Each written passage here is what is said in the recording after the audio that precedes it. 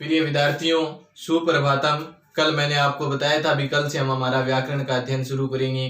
तो कोई भी शुभ कार्य शुरू करने से पहले हम ईश्वर की प्रार्थना जरूर करते हैं और हमारी विद्या की देवी सरस्वती हैं तो उनको एक श्लोक समर्पित करेंगे। उसके बाद हमारा कार्य वो शुरू करेंगे।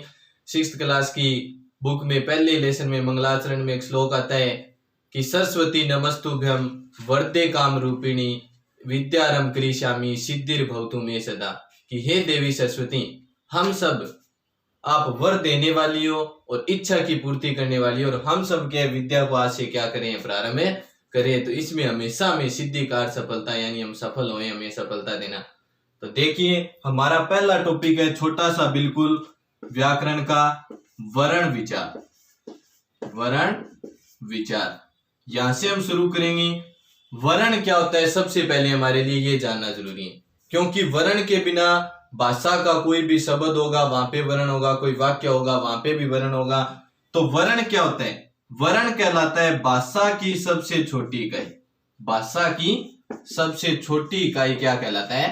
वर्ण। भाषा की सबसे छोटी इकाई क्या होती है? वर्ण होती है। या हम कह सकते हैं मुख से निकलने वाली वह छोटी से छोटी ध्वनि जिसके हम क्या नहीं कर सकते, टुकड़े नहीं कर सकते, वह क्या कहलाता है? वर्ण कहलाता है। जिस प्रकार हम छोटी क्लासों में पढ़ के आते हैं साइंस के अंदर पदार्थ, और पदार्थ की सबसे छोटी इकाई परमाणु होती है और परमाणु को इंग्लिश में एटम कहा जाता है। एटम क्या होता है? एक अर्थ होता है कैन नोट। क्या होता है? एक अर्थ कैन नोट। और टम का अर्थ होता है कट। कट का अर्थ तोड़ना, यानी जिसे हम क्या नहीं कर सकते, तोड़े नहीं सकते, वह क्या कहलाता है? परमाणु कहलाता है। उसी प्रकार हमारा वर्ण है भाषा की सबसे छोटी इकाई या मुख से निकलने वाली वह छोटी से छोटी ध्वनि जिसके हम क्या नहीं कर सकते, टुकड़े नहीं कर सकते, वह क्या कहलाता है? वर्ण कहलाता है। जिस प्रकार मान लो हमारे मुख से निकल गया ए या हमारे मुख से निकल गया कै।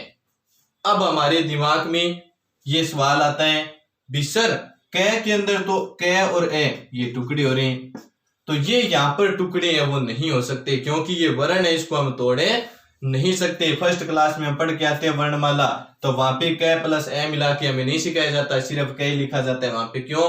क्योंकि ये व्यंजन है, इसने स्वर का क्या लिए, सिर्फ सहारा लिए, क्योंकि उच्चारित होने के लिए स्वर है वो स्वतंत्र रूप से उच्चारित होते हैं, लेकिन व्यंजन को स्वर का सहारा लेना पड़ता है। इस कारण यहाँ पे ये भी वर्ण है और ये भी वर्ण है, इसके हम टुकड़े नहीं कर सकते। अब वर्ण को दो भागों में बांट दिया। कितने भागों में बांट दिया वर्ण को? दो भागों में।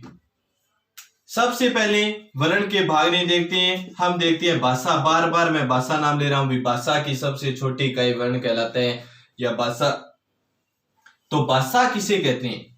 भाषा होती है अपने विचारों को दूसरों के साथ आदान प्रदान करना, यानी मैं आप अपने विचार है वो आपको बता रहा हूं, आप अपने विचार मेरे को बता रहे हो। ये आदान प्रदान हमारे बीच में जो चल रहा है वो क्या कहलाती है? भाषा। अपनी अभिव्यक्ति को प्रकट करना, हमारे हाव भाव जो भी है, हमारे मन में भावनाएं भाव उनको हम प्रकट कर रहे हैं। मैं आपके सामने कर रहा हूं, आप मुझे बता रहे हो, तो वो क्या है? भाषा। क्या है वो? भाषा। अब इसी के माध्यम होते हैं अलग अलग। हम अपने विचारों को किस माध्यम से प्रकट करते हैं? वो ही माध्यम, तीनों माध्यम क्या बना दिए? भाषा के प्रकार। जैसे अगर लिख कर हम हमारे विचारों का आदान प्रदान करेंगे तो वो तो कौन सी भाषा हो गई? लिखित भाषा। कौन सी भाषा होगी? लिखित भाषा। और अब मैं क्या कर रहा हूं? मुख से बोल रहा हूं और आप सुन रहे हो इसको, तो ये कौन सी भाषा है? मौखिक। क्योंकि मुख के माध्यम से हम क्या कर रहे हैं? हमारे विचारों का आदान प्रदान करें रहे। इसके बाद होती है सांकेतिक, यानी संकेत के माध्यम से आपको कोई संकेत किया जाए और आप उस संकेत से समझ जाते हो, तो वो भाषा कौन सी हुई? सांकेतिक है भाषा की। भाषा होती है विचारों का आदान प्रदान, क्या कहलाता है? भाषा कहलाता है। यानी अपनी अभिव्यक्तियों को प्रकट करना, अपने विचारों को दूसरों को बताना, वो क्या कहलाती है? भाषा कहलाती है। इन विचारों को तीन माध्यम से हम प्रकट कर सकते हैं या तीन माध्यमों से बता सकते हैं। पहला नंबर एक लिखित, और तो पहला प्रकार भी भाषा का क्या हो गया? लिखित भाषा भी। जिस भाषा के अंदर हम लिख कर अपने विचारों का क्या करते हैं? आदान प्रदान करते हैं, है वो कौन सी भाषा होती है? लिखित भाषा। दूसरी मौखिक भाषा, यानी जिस भाषा के अंदर हम अपने विचारों का आदान प्रदान मुख के माध्यम से करते हैं, बोल के करते हैं, वो हमारी मौखिक भाषा होगी। और जिस भाषा के अंदर हम अपने विचारों का आदान प्रदान संकेतों के माध्यम से, यानी इशारों के माध्यम से करते हैं, वो भाषा कौन सी होती है? सांकेतिक भाषा। अब भाषा का निर्माण किस प्रकार हुआ है? जैसे हमारा शरीर है, हमारी बॉडी है, इसके विभिन्न पार्ट्स हैं, विभिन्न अंग हैं, उन अंगों से मिलकर हमारा शरीर बना है कि नहीं बना? उसी प्रकार भाषा के भी अंग हैं। कितने अंग है भाषा की? 3। यानी 3 अंगों से मिलकर क्या बनी है? हमारी भाषा बनी है। पहला अंग है वर्ण। पहला अंग कौन सा है? वर्ण। दूसरा है शब्द और तीसरा है वाक्य।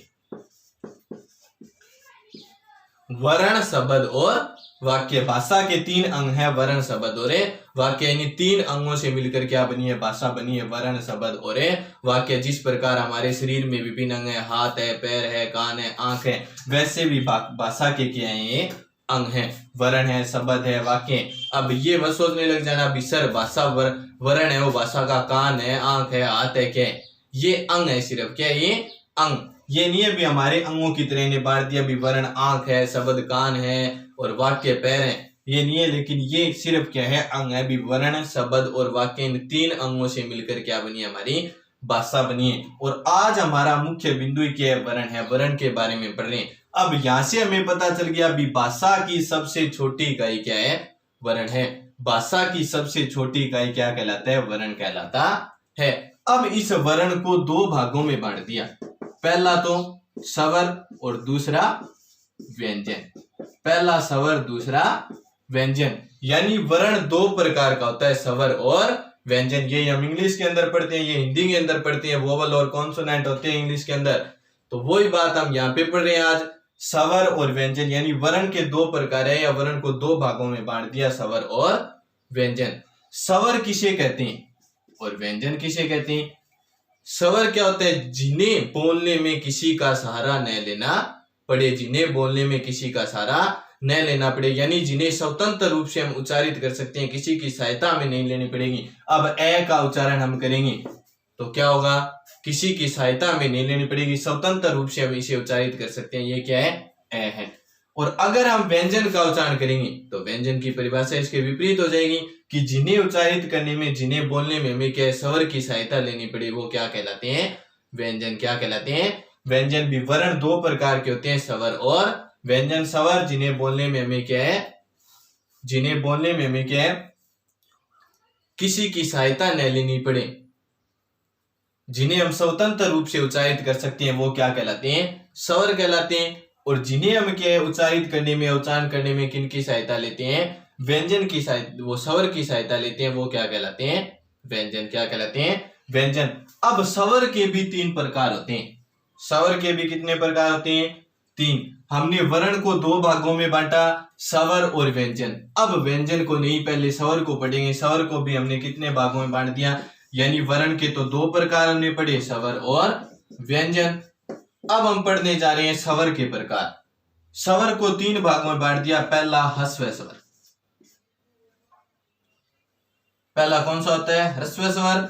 दूसरा हमारा होता है दीर्घ स्वर।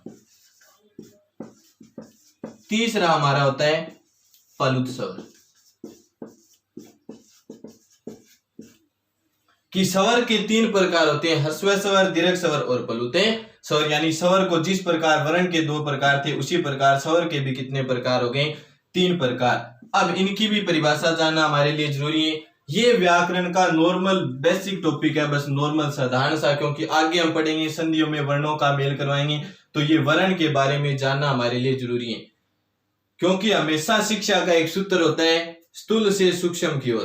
पहले बड़ी बड़ी बातें जानना, उसके बाद छोटी छोटी बातों पर हम ध्यान करते हैं। तो व्याकरण में हम पढ़ रहे हैं आज वर्ण। देखो अब स्वर की बात हमारी चल रही थी, भी स्वर है उसके 3 प्रकार होते हैं, ह्रस्व, दीर्घ और प्लुत। ह्रस्व स्वर, इन स्वरों को एक तरफ से हम कह सकते हैं, ह्रस्व स्वर को एकमात्रिक स्वर कहा जाता है, दीर्घ स्वर को द्विमात्रिक स्वर कहा जाता है और प्लुत स्वर को त्रिमात्रिक स्वर कहा जाता है। आज के बाद आपसे कोई पूछ ले भी एक मात्रिक स्वर कौन से होते हैं, तो एक मात्रिक स्वर ह्रस्व होते हैं। द्विमात्रिक स्वर कौन से होते हैं? द्विमात्रिक स्वर दीर्घ होते हैं। त्रिमात्रिक स्वर कौन से होते हैं? तो त्रिमात्रिक स्वर कौन से होते हैं? प्लुत। अब इनकी परिभाषा देखें तो जिन स्वरों का उच्चारण करने में क्या है सबसे कम समय लगता है, वो क्या कहलाते हैं? ह्रस्व स्वर कहलाते हैं। और जिन स्वरों का उच्चारण करने में ह्रस्व से थोड़ा ज्यादा समय लगता है, वो क्या कहलाते हैं? प्लुत। वो दीर्घ स्वर, सॉरी, क्या कहलाते हैं? वो दीर्घ स्वर कहलाते हैं, और जिन्हें उच्चारण करने में सबसे अधिक समय लगता है वो क्या कहलाते हैं? प्लुत स्वर कहलाते हैं। और व्याकरण की दृष्टि से प्लुत स्वर हमारे कार्य में नहीं लिए जाते हैं। हम व्याकरण की दृष्टि से काम में लेते हैं ह्रस्व और